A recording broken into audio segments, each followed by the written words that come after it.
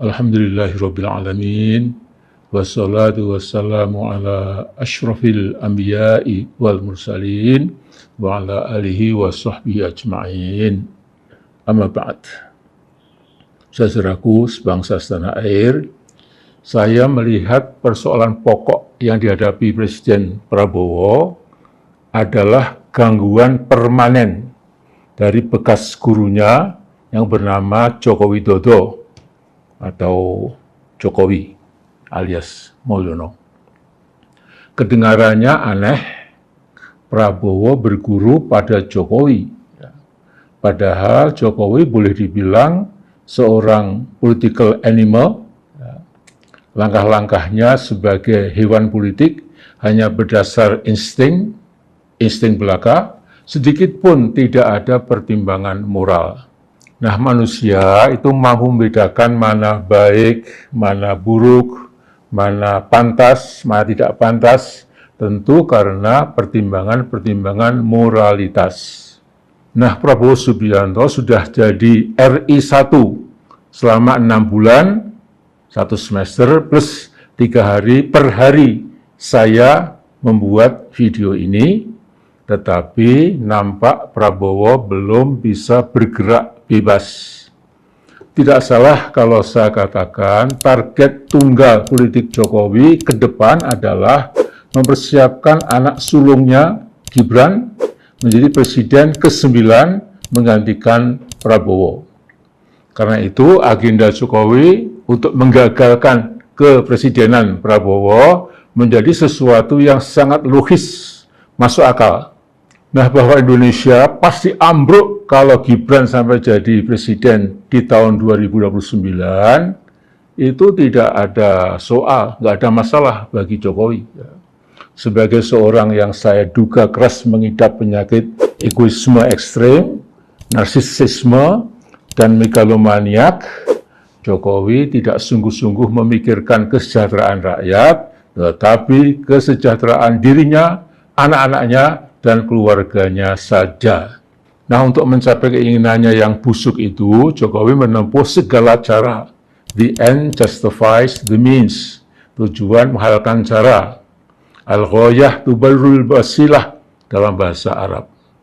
Lucu rasanya presiden yang juga jenderal bintang 4 belajar leadership dari pengusaha kayu, tukang mebel, dan ahli pelitur yang lapar dan dahaga kekuasaannya cukup mengerikan. Ijazahnya pun disorot para ahli sebagai ijazah palsu. Hakikatnya Presiden Prabowo berlomba dengan waktu. Prabowo harus segera berbenah ke dalam secepat mungkin.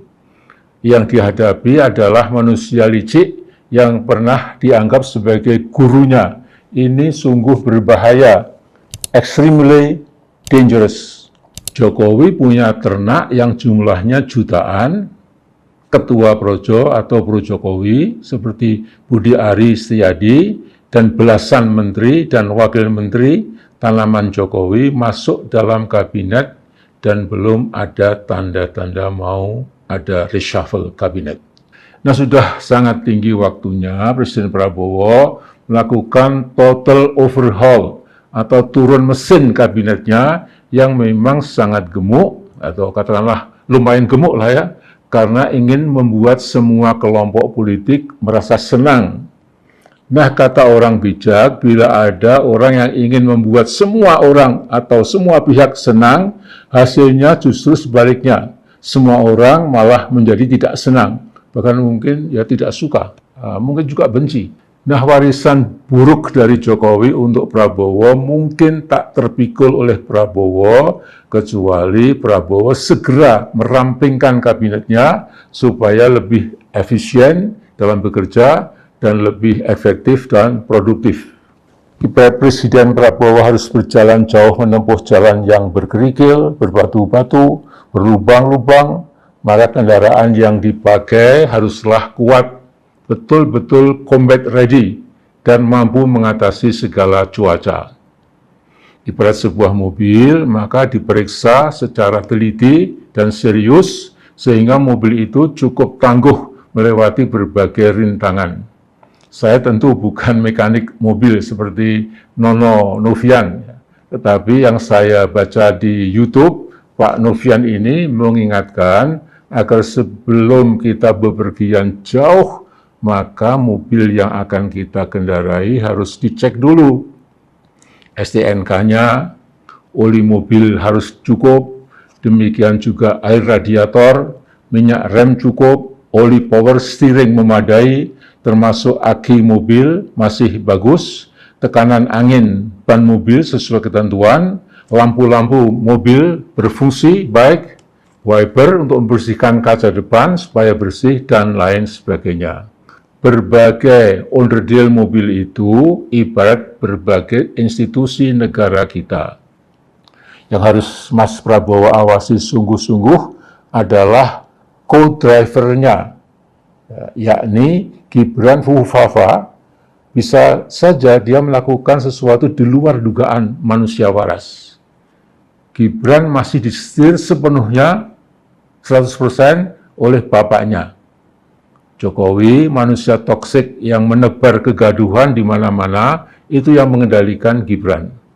Jokowi sendiri kekuasaannya, pengaruhnya, syahwat politiknya sudah di-cut down into size, sudah ditebang sesungguhnya. Setelah Pak Tri Sutrisno dan 103 Purnawirawan Jenderal, 73 Laksamana, 65 Marsikal, dan 91 Kolonel membubuhkan tanda tangan mereka di atas dokumen yang berisi 8 tuntutan yang salah satunya copot Gibran sebagai anak haram konstitusi yang kini jadi wakil presiden. Nah, Presiden Prabowo perlu segera melakukan bersih-bersih. Seperti saya katakan di atas, Polri ternyata masih menganggap Jokowi sebagai presiden. Juga bersihkan unsur-unsur TNI dari pengaruh beracun Jokowi, yang saya lihat masih cukup banyak. Dan bertindaklah tegas dan berani. Saya lagi tegas dan berani. Negara kita memiliki 8 lembaga negara, yaitu pertama MPR, kedua DPR, ketiga DPD, 4 lembaga eksekutif presiden, yang paling penting ini, kemudian 5 lembaga wakil presiden, ke-6 Mahkamah Agung, ke-7 Mahkamah Konstitusi, dan akhirnya 8 Komisi Yudisial.